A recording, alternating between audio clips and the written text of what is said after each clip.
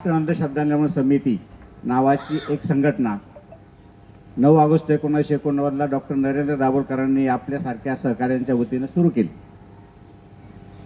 आपल्याला त्याच्यानंतरचं काम माहिती आहे संघटनेचं. तुम्ही कारण अनुभवी म्हणणं, मी आता काही अगदी विद्यार्थ्यांपुढे बोलत नाही, आपल्या एक अनुभवी व्यक्तींपुढे बोलतोय.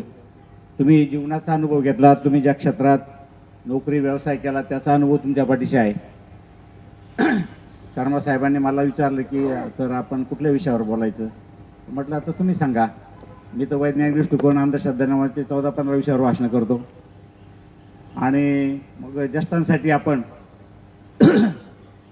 वैज्ञानिक दृष्टिकोन, अंधश्रद्धा म्हटलं, त्यांचं निर्मूलन म्हटलं की लोक आमच्याकडून जरा रागाने बघतात. म्हणजे श्रद्धेलाच विरोध करतात का काय, आमच्या देवाधर्माला विरोध करतात की काय, अध्यात्माला विरोध करतात का काय, अशी शंका त्यांना येते. आणि अशी शंका त्यांना यावी अशा प्रकारचा आमच्या विरोधातला प्रचार प्रसारही करणारी मंडळी आहेत. परंतु हे काम जे आहे, हे काम ह्या देशाच्या म्हणजे संविधानाच्या चौकटीत चालणारं काम आहे. या देशातल्या संतांच्या, समाजसुधारकांच्या विचार वारशाला पुढे घेऊन जाणारं काम आहे. म्हणून गेली 36 वर्ष आपण हे काम महाराष्ट्रामध्ये नव्हे, देशात नव्हे तर आंतरराष्ट्रीय पातळीवर नेलेलं आहे. हे काम करणारे सगळे कार्यकर्ते हे तुमच्यासारखे सगळे विविध स्तरातले, विविध सामाजिक स्तरातले आहेत. ते स्वतःचा वेळ, श्रम, पैसा खर्च करतात.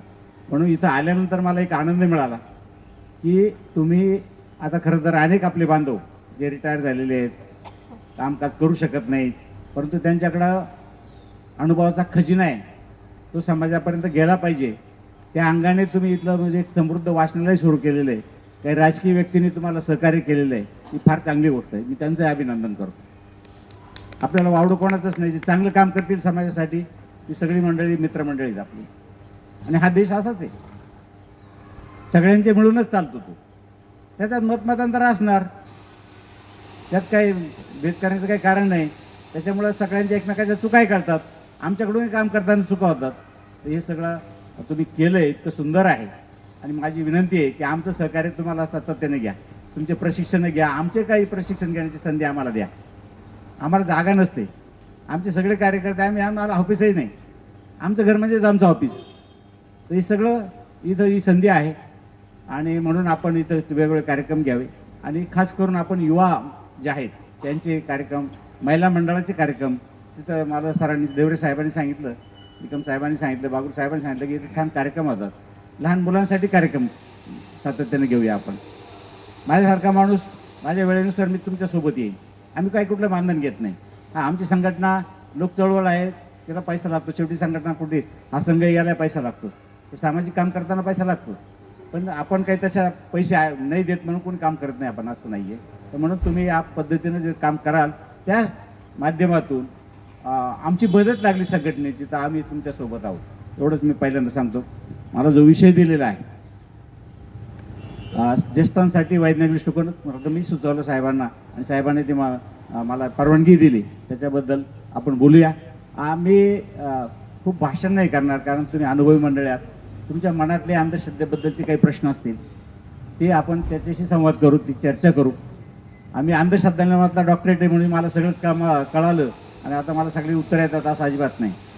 माणूस ही घडण्याची प्रक्रिया आहे आणि निसर्गाचा भाग आहे. हे समोरचं झाड दिसतंय, हे वाढत वाढत जातं, ही घडण्याची प्रक्रिया. आणि एक दिवस त्याची एक नैसर्गिक प्रक्रिया थांबते आणि हळूहळू त्याला वृद्धत्व येतं. आपण याचेच भाऊ आहोत. त्यामुळे फक्त चेतना संस्था नाही, आपल्याकडे ती आहे, एवढाच फरक आहे. या निसर्गामध्ये ही सृष्टी, हे नियम कुणालाही चुकलेले नाही, हे कुणी थांबवू शकत नाही. उद्या सूर्याला सांगितलं आता काय बा एवढ्या हजारो वर्ष, अब्जावधी वर्षापासून तुम्ही आहात, जरा रजा घ्या एक दिवस, तर ऐकणार आहे का? आणि तो ऐकलं तर कसं होईल आपलं? असं ते सगळं आहे. म्हणून हे सृष्टीचक्र, त्याचा एक भाग आपण आहोत. मोजून 50-60 वर्षाचं आपलं आयुष्य आहे. त्याचा आनंद, मला त्यांचं ते ज्येष्ठ संघाचं वाक्य फार आवडलं. ज्येष्ठत्व रम्य ते ज्येष्ठत्व, रम्य ते बालपण म्हणतो आपण. आता बालपण खरं तर ज्येष्ठत्व म्हणजे बालपणच आहे. आणि त्याच्यामुळं रम्य ते ज्येष्ठत्व ही चांगली तुमची कल्पना आहे. आणि म्हणून मी तुम्हाला माझा अनुभव सांगतो. मी माध्यमिक शिक्षक होतो, ज्युनियर कॉलेजला होतो, शिक्षक होतो, मुख्याध्यापक होतो, प्राचार्य होतो, पण रिटायर झाले म्हणजे सर्व्हिसमध्ये काम केलं ते आता सांगण्याचं काही जे वेळ नाही तशी, परंतु मी खरोखर खूप कामं आपल्याला करता येतात. ज्याला खरोखर काम करायचं आहे, चांगलं काम करायचं आहे, पगारापेक्षा जास्त काम करायचं आणि ते करावं, अशी कामं मला करण्याची संधी माझ्या संस्थेनं दिली आणि मी त्याचं समाधान मला आजही आहे. त्यांनी जे वाचून दाखवलं, माझ्या मुलीचं जी काही डॉक्टरेट आहे, 2 विषयात MSc आहे, तिला गोल्ड मेडल आहे पुणे विद्यापीठाचं, तिचं फक्त 10 लोकांमध्ये मी लग्न पुण्यामध्ये महात्मा ज्योतिबा फुले आणि सावित्रीबाई फुले यांच्या वाड्यावर सत्यशोधकी पद्धतीने केलं. मी प्राचार्य होतो, मी 10 लाख रुपये खर्च करू शकलो, पण तेच पैसे मी तिला घर घेण्यासाठी दिले. माझे जावई असे की त्यांनी मला ते पैसे लगेच 2 वर्षात परत केले. ही समाजाची गरज आहे आणि म्हणून कार्यकर्ता जसा बोलतो तसा वागतो का हे महत्त्वाचं असतं. ते कुणीतरी श्रीफळ द्यावं, कुणीतरी सत्कार करावा याच्यासाठी काम नसतं. ते लोक करतात, तुमचं आपोआप करतात, केलंच पाहिजे असं अजिबात नाही. पण ह्या सगळ्या घटनेमुळे, या प्रवाहामुळे, या संत समाजसुधारकांच्या विचाराच्या प्रवाहात आल्यानंतर करण्याची संधी मिळाली, हे लक्षात घ्या. आणि म्हणून तुम्ही तुमच्या पातळीवर असतात, आयुष्यभर तुम्ही खूप चांगलं काम केलेलं लक्षात घ्या. म्हणजे मानसोपचार तज्ञाकडे जर गेले तुम्ही जाता, कधी कधी माणसाचा तोल जातो, मानसिक संतुलन बिघडतं. या वयामध्ये बऱ्याच वेळा आपण नोकरीत असताना घरामधला मानपान आणि रिटायर झाल्यानंतरचा आपल्या घरातलं वातावरण बदल होतोच आणि तो आपण स्वीकारायचा असतो. त्यावेळेस कधीतरी मानसिक संतुलन जातं. मानसोपचार तज्ञ सांगतात, तुमच्या आयुष्यात तुम्ही ज्या चांगल्या गोष्टी केलेल्या आहेत, आनंदाचे क्षण आहेत, ते आठवा, तुम्ही फ्रेश व्हा. संतुलन राखणं या वयामधला हा एक भाग आहे. वैज्ञानिक दृष्टिकोन त्याच्या अंगानेच आपल्याला बोलायचे. या आता सगळं पुढचं बोलण्यापेक्षा 1-2 प्रयोग करीत राहील आणि मग आपल्याशी तुमच्याशी बोलत राहील. नाही खरं म्हणजे तुमचा अनुभव आणि तुमचं विचार करण्याची पद्धत, म्हणजे ज्याला तर्क म्हणतो आपण, तो जर दोन्हीत केला तर आपलं जीवन सुसह्य होतं. आपण कोणाची अडचण ठरत नाही, लक्षात घ्या. आपला कधी कधी आग्रह असतो घरातल्या माणसांनी आपलं ऐकावं, मुलांनी ऐकावं, नाताने ऐकावं, नातीनं ऐकावं, आपण सांगावं. ऐकावं ना ऐकावं हा त्यांचा प्रश्न आहे, कारण त्याचे परिणाम त्यांना बघायला लागतील. पण त्यांनी असं होता का म्हणे का तुम्हाला माहीत होतं तुम्ही आम्हाला सांगितलं नाही. फक्त सांगण्याचा टोन आपण त्यांच्या कलाने घ्यावा. आपला आग्रह नको, अट्टहास नको. अपेक्षा आहेत पण आग्रह नको. आग्रह दुःखाला कारण बनतो. आणि आपण का दुःख करून घ्यायचं, आपण त्यांच्यासाठी केलेलं आहे सगळं. आपण जिथून आलो ना ते आठवा, आज ते जिथं आहेत ना ते आठवा. फार मोठं आहे, त्यांना सुविधा आहे आपण केलेलं तयार, पण त्याचा बाऊ करायचा नाही. एक उदाहरण सांगतो. एक गोवाबाजीची केस याच भागातली माझ्याकडे आलेली सध्या. त्या बाई आरोग्य खात्यातून रिटायर झाले, मी नाव नाही सांगणार कारण त्यांच्या वेदना आहेत, त्यांची पीडा आहे. 35,000 रुपये पेन्शन मिळते. आज साहजिक आहे, रोजगार नाही, बेरोजगारी, मुलांना नोकरी नाही. मग त्यांनी काय केलं, घर बांधायला आलेली पैसे रक्कम पेन्शन नंतरची काही जी असेल ती दिली, घर बांधलं, चांगलं घर बांधलं.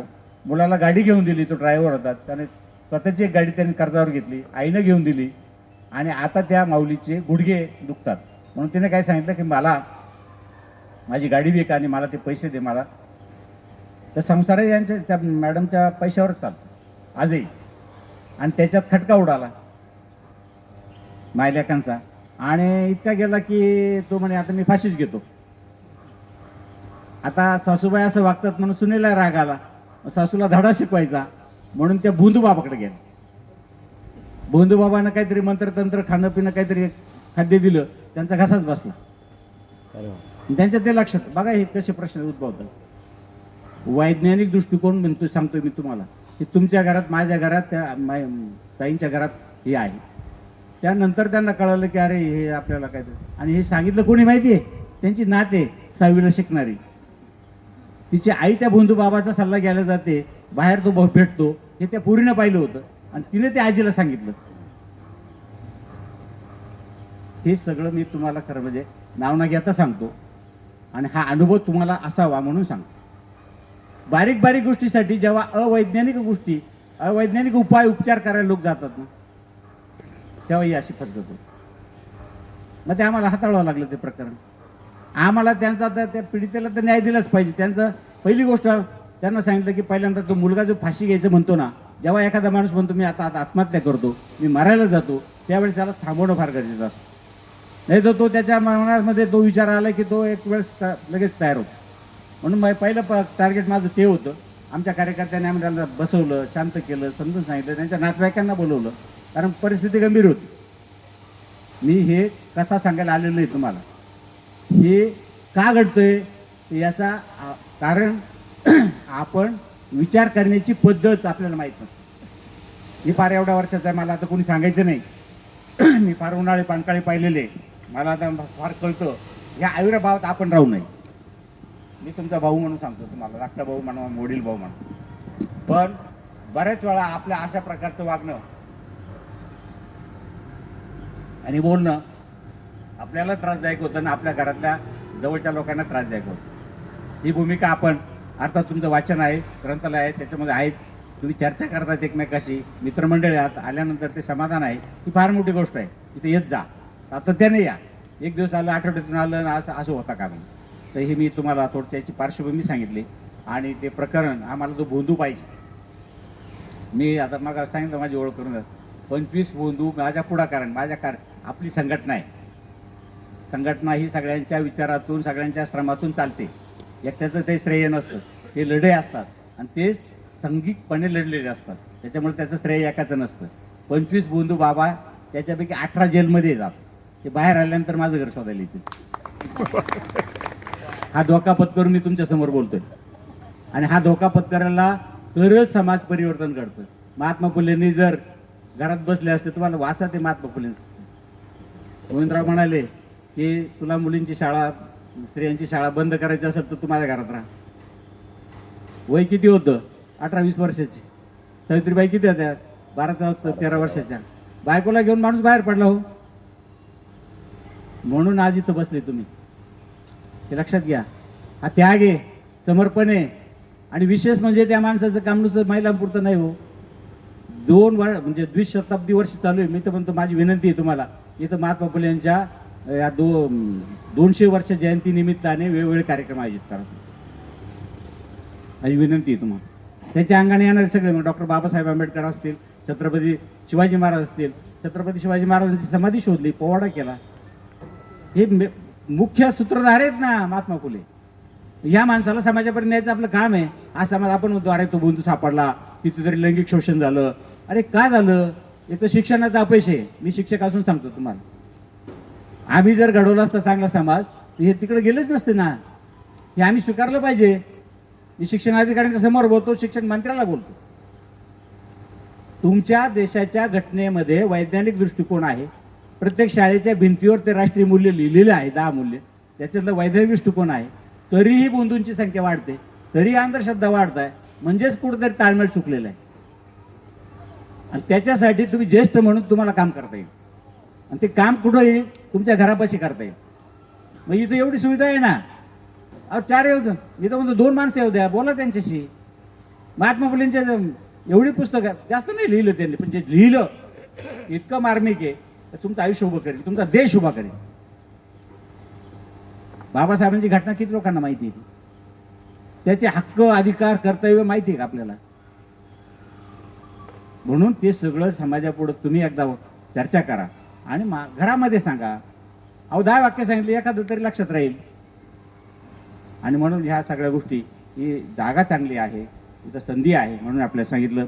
आता आपल्या मुख्य विषयाकडे वळू. वैज्ञानिक दृष्टिकोन, ज्येष्ठांसाठी वैज्ञानिक दृष्टिकोन हा आपला विषय आहे.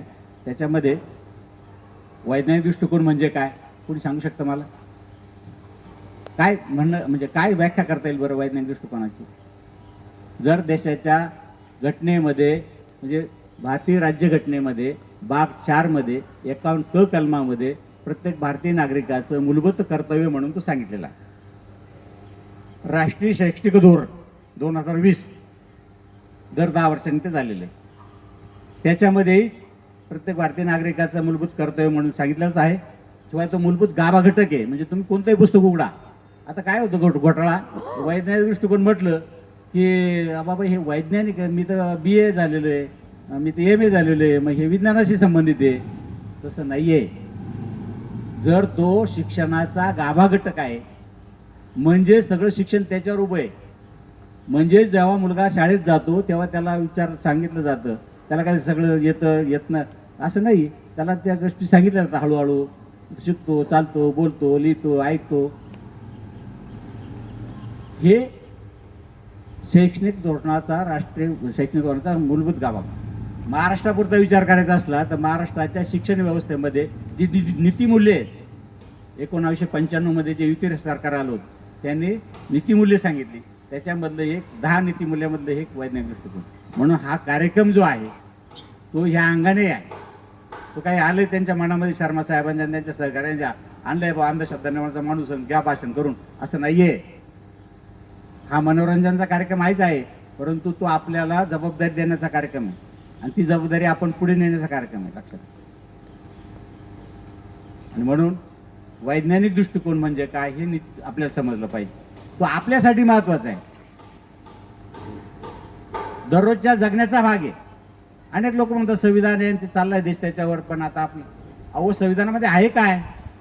संविधानामध्ये स्वातंत्र्य, समता, न्याय, बंधुता आहे ना. तुमच्या संत तुकारामांच्या अभंगात काय, संत ज्ञानेश्वरांच्या अभंगात, ज्ञानेश्वरीमध्ये काय दुसरं तेच आहे ना त्याच्यात. बाबासाहेब आंबेडकरांचे गुरु जर भगवान गौतम बुद्ध होते, संत कबीर होते, महात्मा फुले होते, त्यांचाच विचार येईल का नाही तिथं? संत कबीर संतच होते ना. संत तुकाराम, बाबासाहेबांचं मूकनायक नावाचं पत्र काढलं, त्याच्यावर संत तुकारामांचेच अभंग आहेत पहिल्यांदा लिहिलेले. हे आपण समाजाला सांगितलंच नाही.